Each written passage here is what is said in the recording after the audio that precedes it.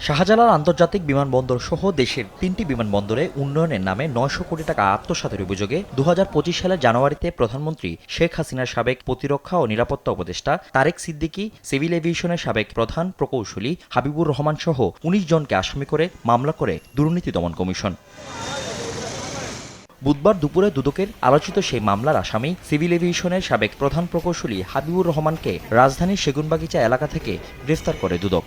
তাকে তদন্তকালে তাকে সেগুনবাগিচা এলাকা থেকে গ্রেপ্তার করে বিজ্ঞ আদালতে সোপর্দ করা হয়।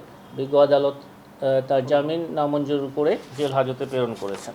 এদিন বাবাকে চাচা পরিচয় দিয়ে মুক্তিযোদ্ধা কোটায় চাকরি নেয়ার অভিযোগে নাচলের সাবেক ইউনো কামাল হোসেনকে কারাগারে পাঠিয়েছে আদালত।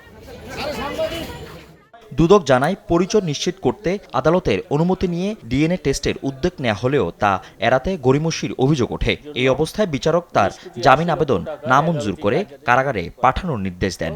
মুক্তিযোদ্ধা সন্তানের কোটায় প্রশাসন ক্যাডারে চাকরি গ্রহণ করার অপরাধে মোহাম্মদ কামাল হোসেন তিনি জামিনের জন্য বিজ্ঞ আদালতে উপস্থিত হলে তার জামিন নামঞ্জুর করে জেল হাজতে প্রেরণ করা হয়েছে।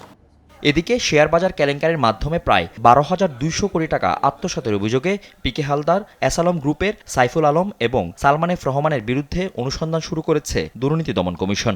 জনাব পিকে হালদার, জনাব এস আলম, সালমান এফ রহমান ও নিরীক্ষক ফজলে আদিত্য, দেশ টিভি, ঢাকা।